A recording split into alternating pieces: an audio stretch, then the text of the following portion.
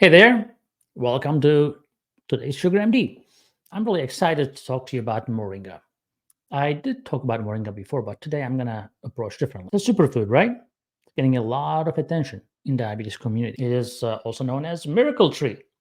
It is truly an amazing and transformative help for diabetics. Now, a lot of people actually, Hispanics know it, Asian people know about Moringa, but most Americans don't know much about it. So it is from South Asia and Africa. It is super nutritious. It can be dried, powdered. It comes in leaves. There's a little bit of a spinach taste to it. Can really elevate the flavor of your stews, your soups, your smoothies. It is packed with all the essential nutrients, the antioxidants, the vitamin A, C, E, minerals like calcium, iron, all of which are super vital for your good health and well-being, which as a diabetic, you need that more than anyone else. Now, we are really going to explore how Moringa can help in managing diabetes and symptoms. There are a lot of studies actually that confirms Moringa's effects on blood sugar levels. Now, it's not going to be like Ozempic that you guys love or insulin. It's not going to drop your blood sugar overnight, but it is going to give some fascinating results in the long term and and it's totally holistic and organic, right? So not every moringa is organic, but I'll tell you a little bit more about organic moringa. Yeah, you got to go organic for sure because they're richer in A, C, and E vitamin. They actually help your skin as well. Especially when you are diabetic, you get dry skin, you get wrinkly skin, and your collagen declines. But definitely, moringa helps with the collagen production. It is super antioxidant. And because we have a lot of environmental stressors, biggest one is for diabetics is glucose, and you need all the antioxidants on your side to be effective against those oxidations. Now, you know, high concentrations of iron, unless you have an iron problem, unless some people accumulate iron, hemochromatosis, that's a different story that actually can lead to diabetes in some people. Like I said, anything too much is not good for you. But vitamin A and iron, actually, they're great for boosting your immune system. They are going to prevent illnesses, hopefully infections, because when you're diabetic, your immune system is down, your mucosal immunity is down, you're prone to cancers. So you need substance like moringa that will help with all of that, including anti-cancer properties. It is super good plant-based protein source as well. So if you're a vegan or vegetarian, you may want to get your hands on this if you want some muscle growth and repair. Also, it is adaptogenic.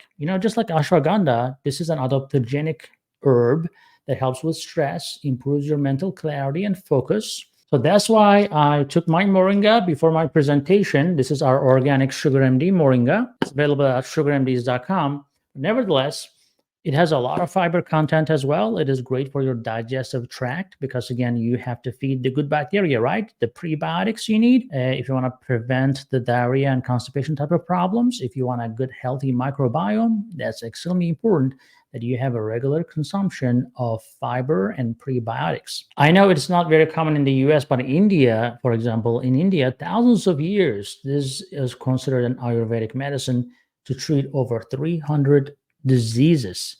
So incredibly versatile and valuable and almost no side effects. Of course, somebody will have a side effect to moringa with some sort of, stomach problem or whatever. But even the most stomach sensitive individuals did not really report us any side effects regarding the moringa supplement. And you can also have moringa in your food as well. In those resource poor countries, especially, these type of herbal remedies are extremely crucial because otherwise, what are they going to do? They don't have the same modern medicine we have, the expensive stuff. So let's talk about the anti-diabetic properties.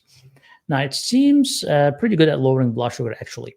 It has some proteins that will work like insulin without increasing your insulin levels, can help the body process sugar better. Plus, there are plant chemicals in moringa leaves, may affect your body release insulin if you are insulin deficient, so it can push your body to make a little bit, because not everybody is super insulin resistant and, they have a ton of insulin. Some people are also insulin deficient. Study shows that moringa reduces the inflammation in diabetic rats and in some human populations as well. It is super antioxidant, anti-hyperglycemic.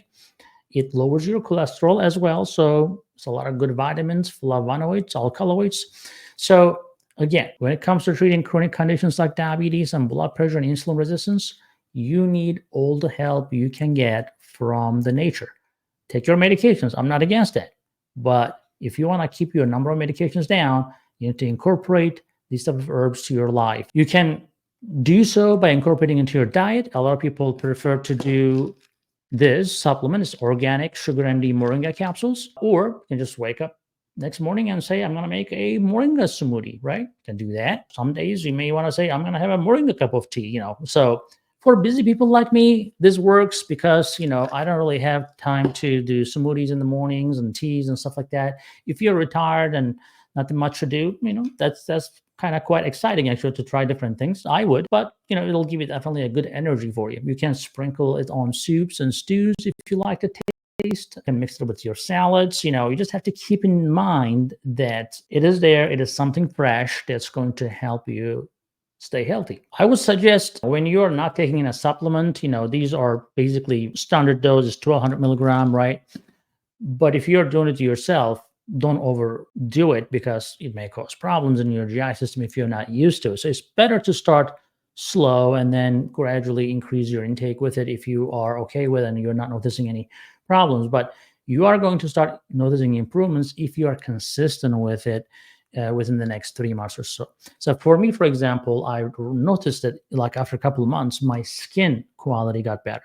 I am unfortunately a sun junkie. I'm on the water a lot. I like water sports. And for me, my skin is important. So I can take a lot of supplements that can help with my skin as well. Now, in conclusion, at the end of the day, this is very promising, beneficial for people with diabetes to improve their overall health. Deserves a lot of attention, worth considering. You can talk to a holistic care provider to ask about it as well. And like I said, check the sugarmds.com for the supplement as well. Remember to stick with your lifestyle changes because supplements are not going to replace your lifestyle, all right? Thanks for watching. I'll see you in the next video. Remember to subscribe, remember to share, and remember to visit sugarmds.com. Talk to you later.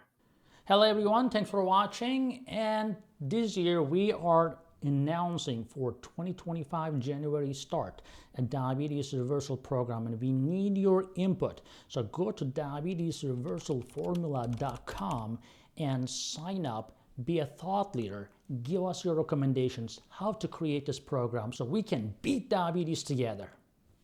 See you later.